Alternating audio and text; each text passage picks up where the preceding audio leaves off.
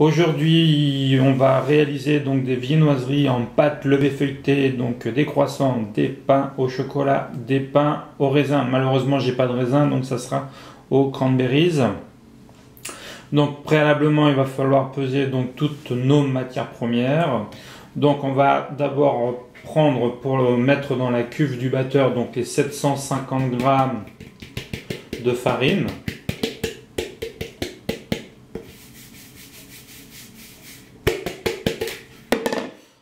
Ensuite, on va prendre les 20 g de levure que je vais délier donc dans mes 375 g d'eau.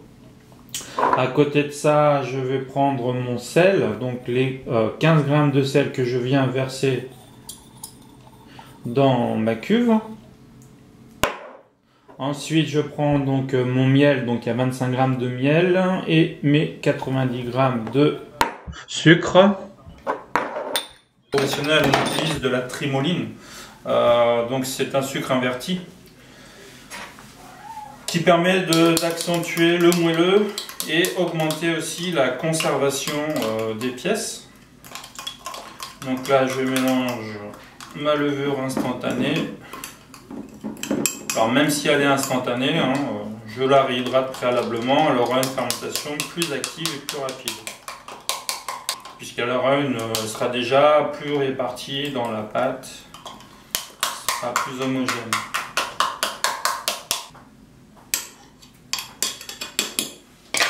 Je mets mon hydratant dans la cuve, 375 g plus les 20 g, et là je vais incorporer mes 75 g de matière grasse, donc de beurre. Là c'est du beurre doux qui va faciliter bien sûr la souplesse lors de l'allongement. Alors comme c'est un petit robot ménager, je démarre bien sûr à la feuille pour faciliter donc, ce qu'on appelle le phrasage, donc le mélange des matières premières. Et après je me servirai une fois que la pâte est constituée du crochet pour venir donc pétrir.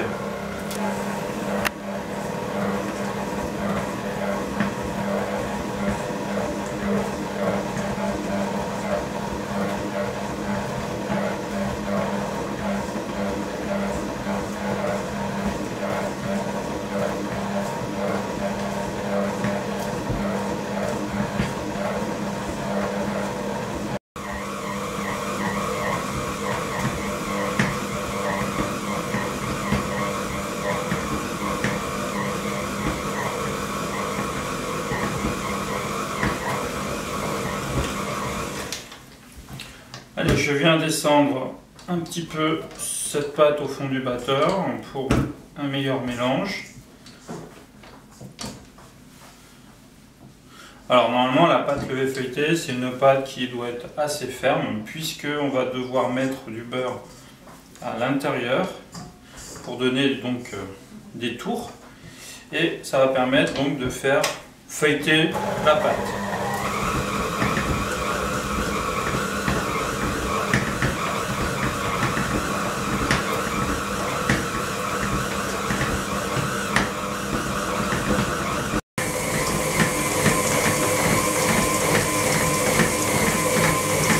Donc après 5 minutes de phrasage, j'ai passé ma pâte en deuxième vitesse. Donc j'ai accéléré le mouvement du KitchenAid pour venir pétrir. Donc là, elle commence à s'agglomérer au centre. Je vais faire le changement. C'est-à-dire je vais passer de la feuille au crochet.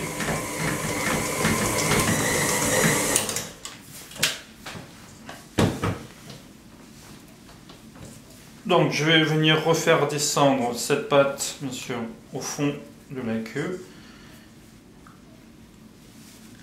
Et donc l'indicateur de pétrissage, pour me dire que je vais finir de pétrir cette pâte, c'est tout simplement ce fameux réseau glutineux. Donc là, si je vous le fais, ce réseau, je prends de la pâte, si j'étire, vous voyez qu'elle se casse très facilement.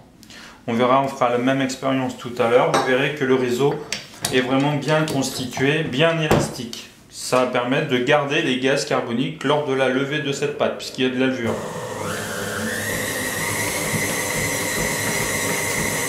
Donc voilà, j'ai changé, donc j'ai transféré la feuille au crochet.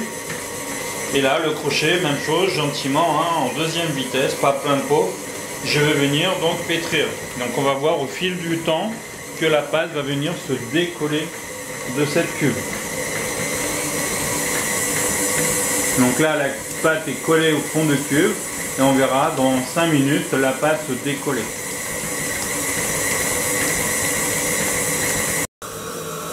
Allez, donc là je vais contrôler mon réseau glutineux, savoir combien de temps il me reste encore à pétrir. Donc j'éteins la machine, je lève, je vais prendre un morceau de pâte et là je vais faire comme tout à l'heure.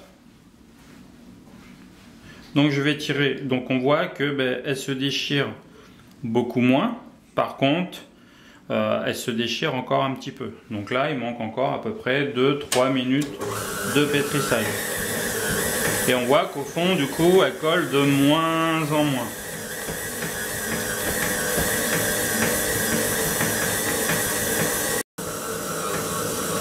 Donc la pâte est quasiment décollée du fond de cuve.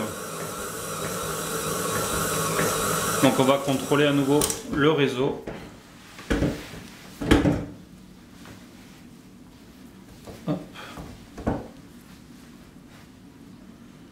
Donc là je regarde. Donc vous voyez, c'est ça l'élasticité, c'est-à-dire que on peut tout simplement quasiment voir à travers. Donc là la pâte est quasiment finie de pétrir.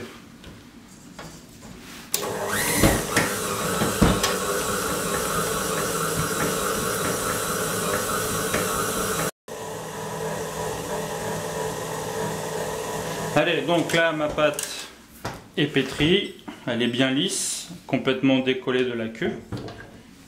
Donc là je viens extraire le bras, le crochet de cette pâte. Et là je viens donc rendre ma pâte lisse. Logiquement elle doit se lisser, pas coller sur le plan de travail. Donc là en plus on voit qu'elle arrive à absorber les bulles d'air.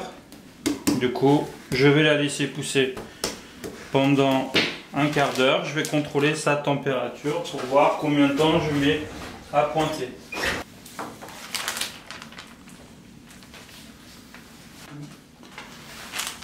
Donc là la pâte a fait 26 degrés. Donc allez, donc là après un quart d'heure je vais prendre ma pâte, je vais la mettre en forme, c'est-à-dire je vais la remettre bien en rectangle pour aller au froid, pour pouvoir après, une fois qu'elle aura passé à peu près 30 minutes au froid, je vais venir la tourer. Alors bien sûr, hop, le dessus, dessous, sur les côtés, là pareil, donc ce qu'on fait un rabat, donc ça va lui permettre de lui donner un peu de force.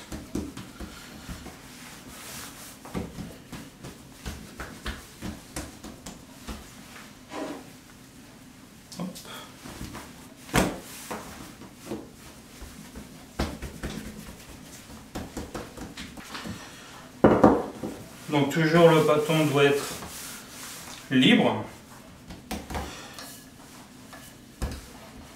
Alors, j'élargis à peu près 30 cm de long sur 15 de large. Je mets ça sur mon plastique.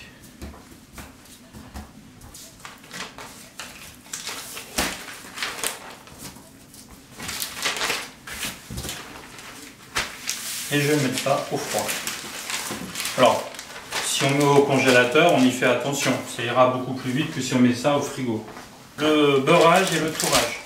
Donc bien sûr, à la même température et à la même consistance.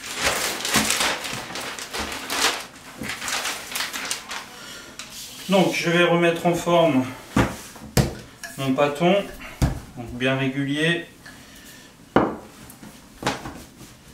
Hop. Je vais mettre mon beurre.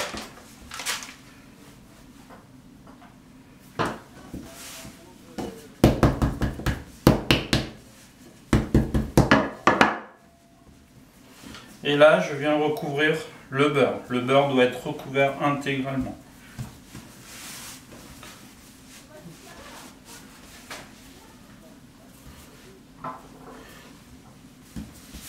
Donc si la pâte a beaucoup de force,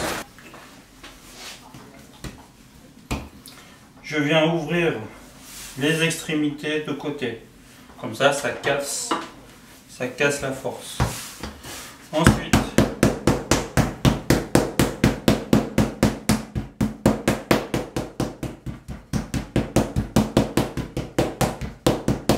je tapote pour répartir la masse de beurre, et là ma ligne est dans le sens de mon allongement. Et là je vais venir allonger. Donc comme ça va être le premier tour, je vais lui donner ce qu'on appelle un tour double. Faites attention, le pâton doit être continuellement libre. Donc les mêmes épaisseurs partout.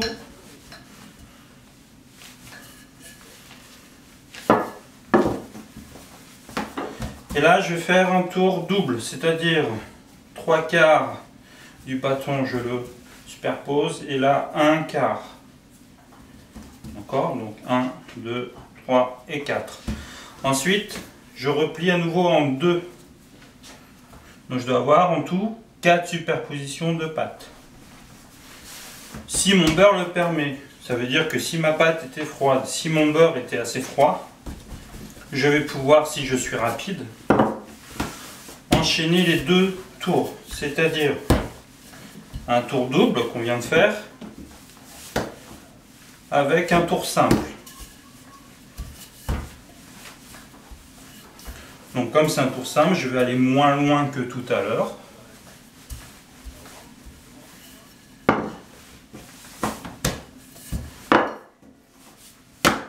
Hop, le côté le plus joli à l'extérieur. Et là, je plie en 3.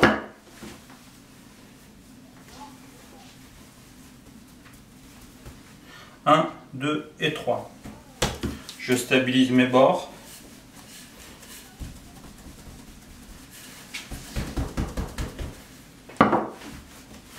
Et là, mon pâton est prêt à être détaillé.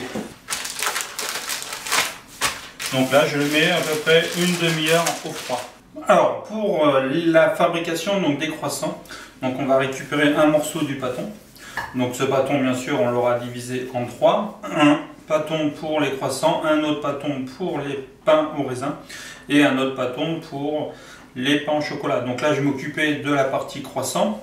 Donc la première chose, ça va être d'élargir de 26 cm de large.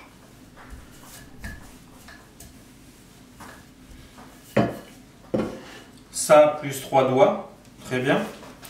Et ensuite, je vais allonger, comme je vais faire 8 croissants, pour faire 10 de large.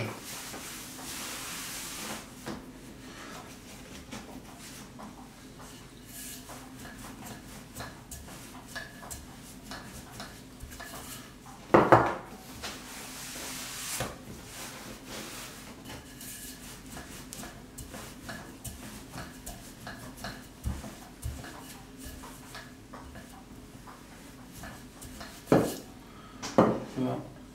40.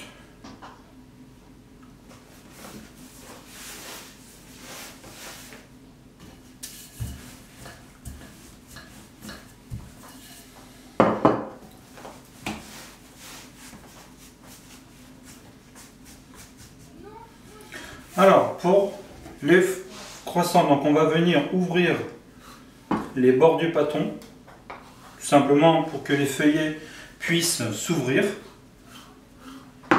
C'est ce qui va permettre au feuilletage de bien se développer, d'avoir un cœur bien développé aussi. C'est pour ça que je fais de part et d'autre des pâtons.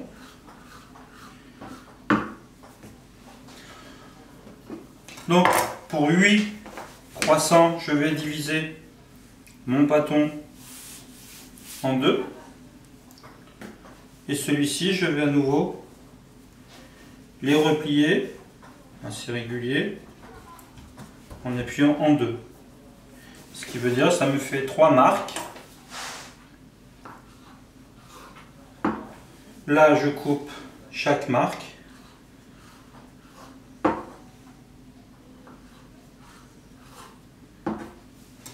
Et là, j'ai des triangles rectangles, je vais les transformer en triangles isocèles.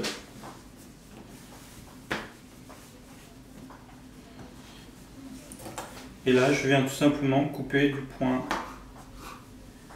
à l'autre côté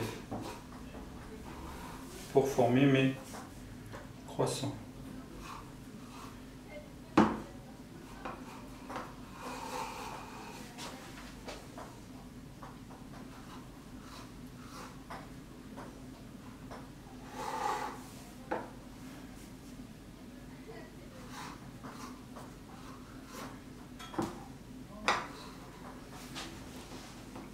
Alors, la longueur, 26 cm, tout simplement, ça va permettre de faire 4 enroulements. Ensuite, je vais venir entailler légèrement mes bases de mes croissants pour lui donner un peu de largeur. Donc, je superpose mes viennoiseries comme ça veut dire que le froid reste à peu près à l'intérieur de mes croissants le temps que je les roule. Donc là, je vais venir ouvrir, je plie, et là, je viens tout simplement dessiner un A avec mes mains. Et là, je vais former mon premier croissant. Le deuxième, même chose, je plie ici, et là, je viens dessiner un A avec mes mains. Troisième, et ainsi de suite.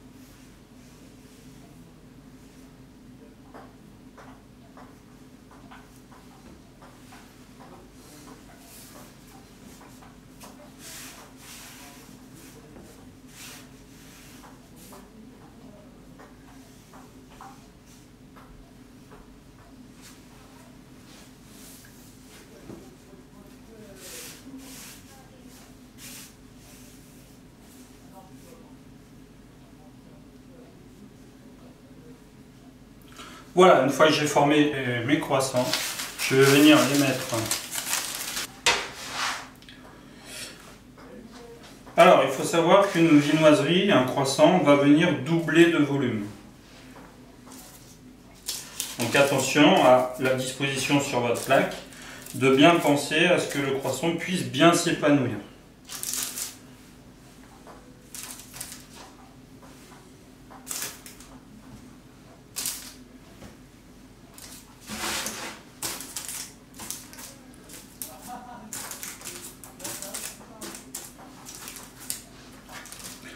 Voilà. Alors comme j'ai pas de chambre de fermentation, je vais devoir les laisser donc fermenter, donc pousser à l'air. Pour ça, je vais leur mettre une petite couche de dorure pour éviter que ça croûte. Et si ça croûte, du coup, la fermentation va être gênée puisque la croûte va éviter que le croissant puisse gonfler. Du coup, ça risque de craquer et de ne pas faire forcément des croissants très jolis. Donc pour ça, je lui mets une petite couche de dorure pour pouvoir les mettre après en fermentation.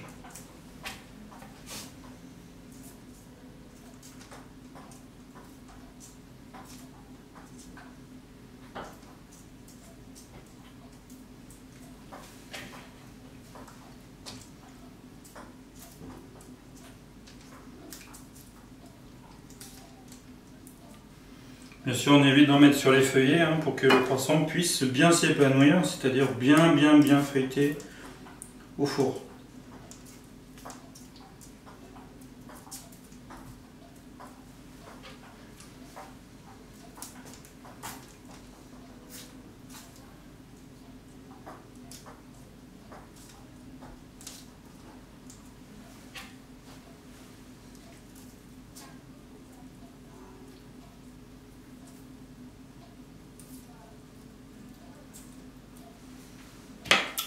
Voilà, donc là je vais passer maintenant au pain au chocolat. Donc pour les pains au chocolat, même chose, je prends mon deuxième bâton.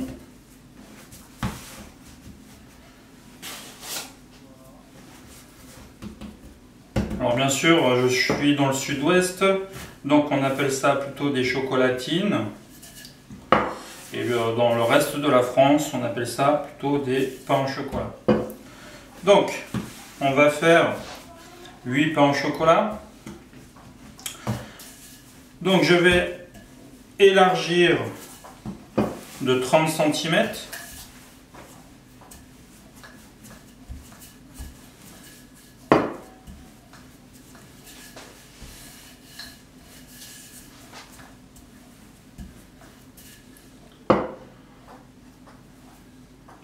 Et une main.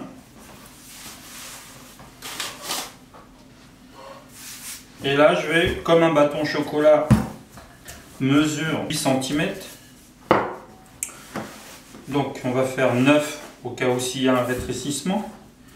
Donc je vais allonger jusqu'à 36 cm.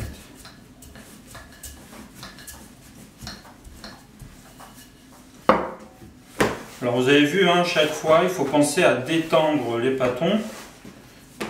Sinon, quand vous allez couper vos viennoiseries, elles vont rétrécir.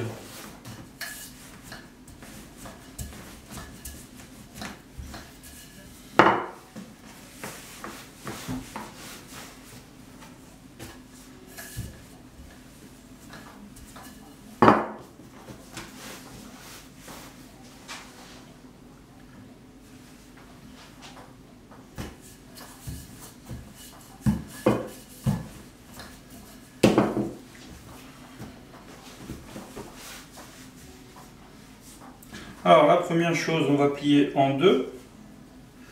On va venir couper encore pour ouvrir tous les feuillets. Même chose dessus, dessous. Comme ça aussi, ça régularise un petit peu le bâton. Alors les chutes là, on peut les garder, les faire cuire. Il n'y a aucun souci en même temps que la viennoiserie. Hop. Et là, je vais faire comme tout à l'heure. Je replie ici en deux. Je fais une marque, comme les croissants. Là, je replie en deux. Là, je plie du coup aussi en deux. J'essaie que ce soit régulier. Et là, je rouvre et je vais avoir mes 8 pains au chocolat de dessiner. Ensuite, je prends donc un bâton. Je regarde la dimension.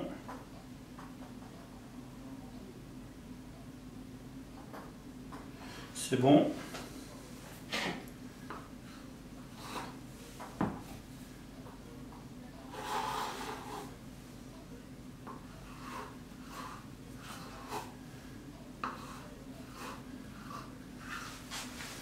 Et je coupe en deux.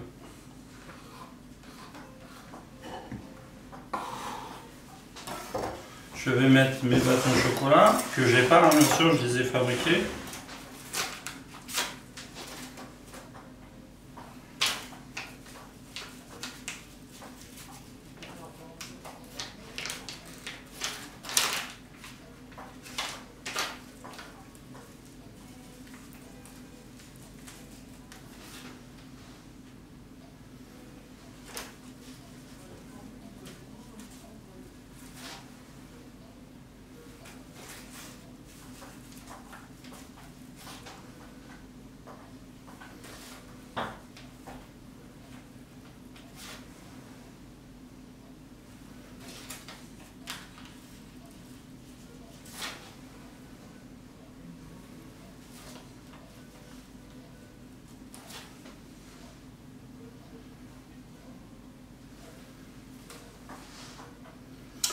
Ensuite, je vais venir les plier une première fois.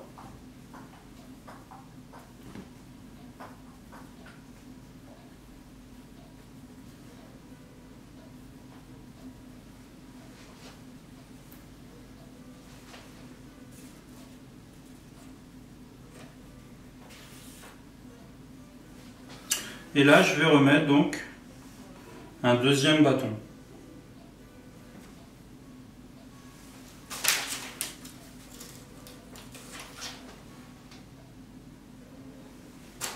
Donc juste sur le bout de la pliure.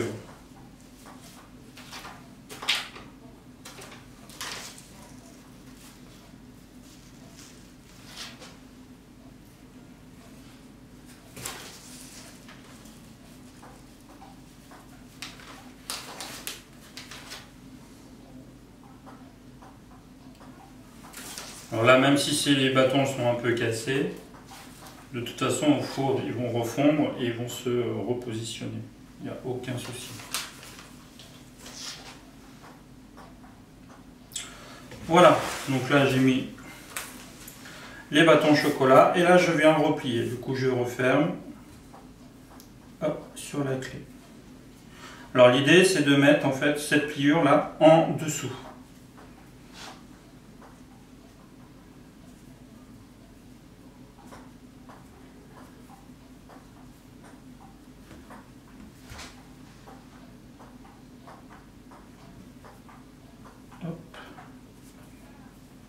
Donc si je soulève le pain, là on voit que la clé elle est vraiment en dessous.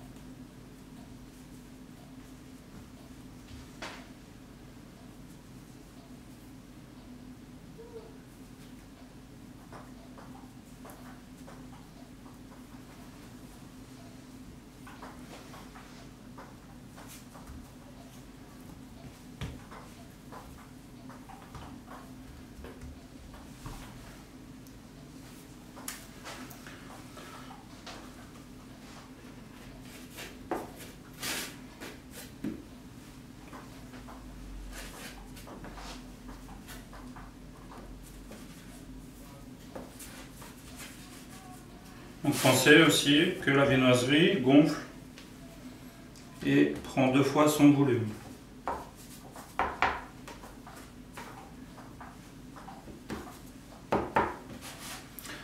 Et là, comme ça fermente à l'air, je lui remets une couche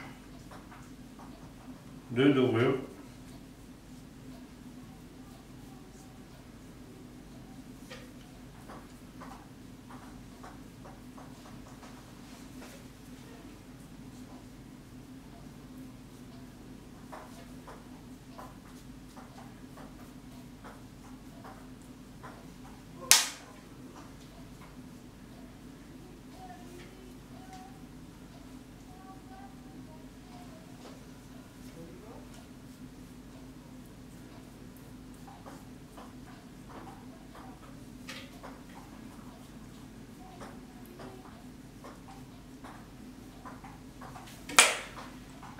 Et voilà pour les 8 pains au chocolat. Allez, donc là, on va s'attaquer donc au pain au raisin. Donc je prends mon dernier pâton, puisque un pâton a servi pour réaliser donc les croissants, un pâton a été utilisé pour les pains au chocolat, et là on va utiliser donc le dernier pâton pour les pains au raisin. Donc là c'est pareil, on va tirer 5 pains au raisin. Alors un pain au raisin fait à peu près 2 cm d'épaisseur. Pour pouvoir l'enrouler correctement, on va mettre sur à peu près la longueur d'un rouleau. Je vais donner un petit peu de largeur.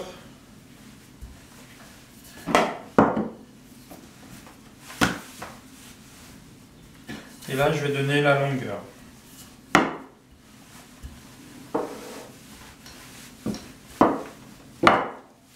Toujours le pâton doit être libre pour s'allonger.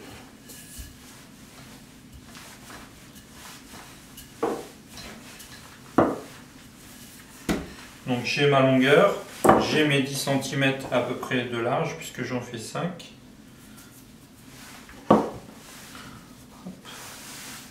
Donc un joli rectangle.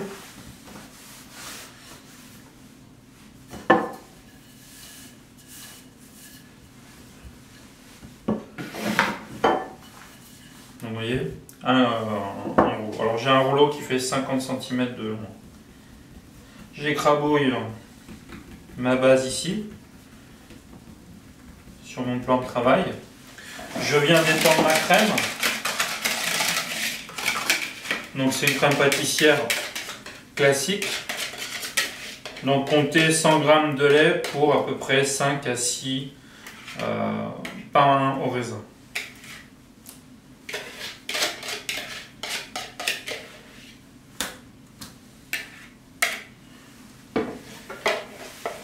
Donc votre crème elle doit être bien souple et bien détendue.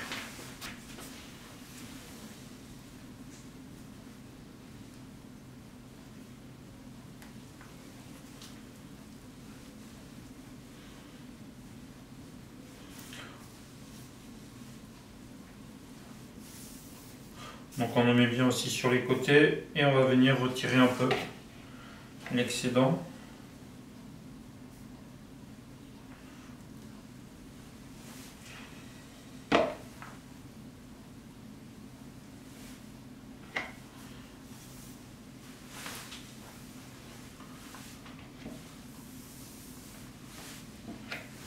Voilà. Petite astuce aussi. Alors aujourd'hui j'avais pas de raisin. Par contre, j'avais des cranberries, enfin fruits séchés, abricots, figues ou autres. On peut utiliser tout plein de choses. Donc là, les cranberries, j'ai tout simplement refait un sirop. J'ai mis mes cranberries dedans. Je les ai passés 35 secondes au micro-ondes, mis un film dessus pour qu'ils puissent se réabsorber un peu d'eau. Puisque comme ils vont resubir une cuisson, si on met des produits secs en cuisson, ils vont encore sécher plus. Et du coup, ça va devenir des petits morceaux de cailloux. Donc l'idéal, c'est de réhydrater un petit peu les fruits séchés. Donc on fait réhydrater dans un sirop. Et après, ça permet d'avoir des choses plus souples et moins croquants au niveau du four. Donc plus moelleux. Et on peut parfumer ce sirop avec, si on veut, un peu de rhum pour exhauster un petit peu ce goût des raisins ou là des cranberries. Donc bien sûr on parsème partout, même sur les côtés, parce que celui-là qui va manger le pain au raisin sur le côté, lui aussi il aime bien les raisins, donc il faut vraiment aller sur les côtés. Donc il faut compter aussi, donc tout à l'heure j'ai dit 100 g de lait pour à peu près 6 pains au raisin en crème pâtissière, et là il faut compter à peu près aussi 70-80 g de fruits pour 5 ou 6 pièces. Voilà, donc j'en mets bien sur les côtés, je vérifie qu'il y en a à peu près partout.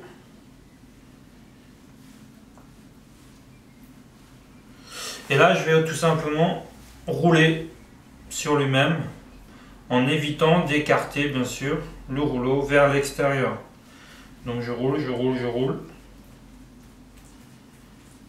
Ça va me faire un cylindre. Et là, la partie, je viens rouler dessus, ça se décolle et normalement, ça se colle sur l'autre morceau de pâte. Donc j'ai 5 pains au raisin. Donc si la pâte le permet,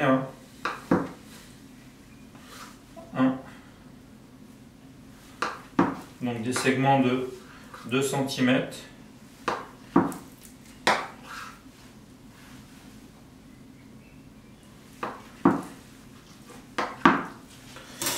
Je prends ma plaque et là je viens mettre mes pains au raisin. Alors vous pouvez aussi remettre un petit peu vos pains au raisin au froid, au congélateur, pour qu'ils puissent se raffermir. Alors attention, ça gonfle, il y a de la levure dedans, donc il va falloir les espacer pour éviter qu'ils se touchent.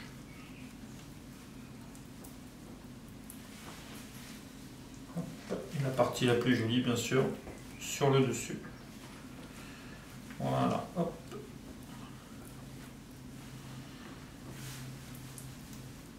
Donc on va mettre la viennoiserie à pousser, donc dans un endroit à peu près à 24-25 degrés pendant environ 1h30 à 2h. Et après qu'ils sont poussés, donc il va falloir les dorer.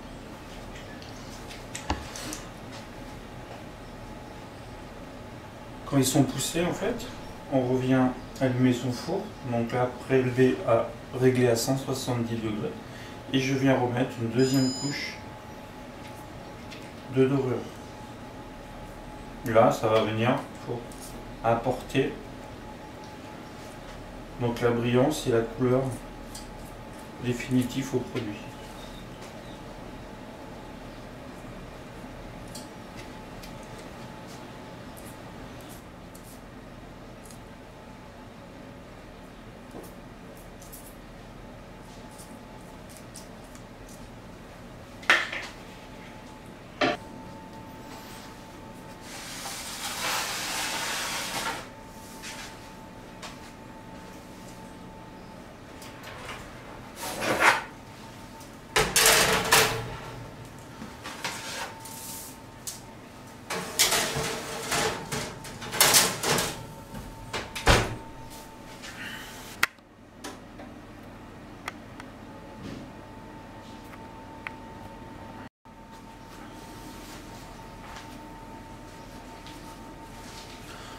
Contrôle de la cuisson. Hop, ils sont bien dorés.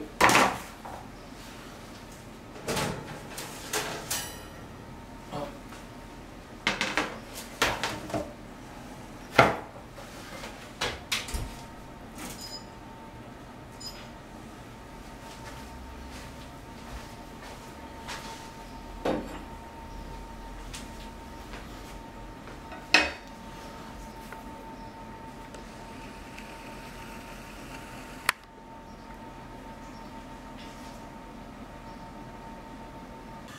Allez, donc une fois que c'est poussé, fermenté, donc là on va venir redorer l'ensemble. J'en mets un petit peu sur le dessus.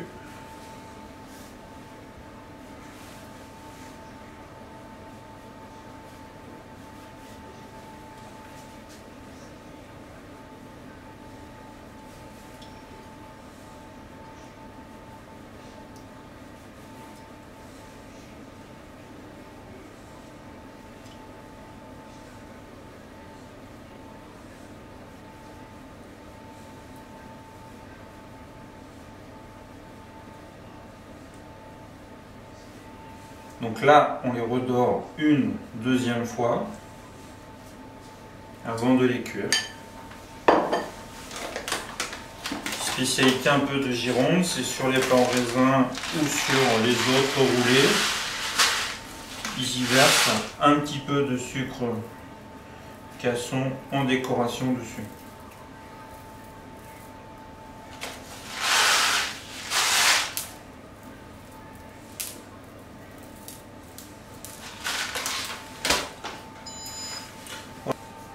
Est à bonne température, donc là je l'ai mis à 170 degrés et ça va cuire pendant à peu près 10 à 12 minutes.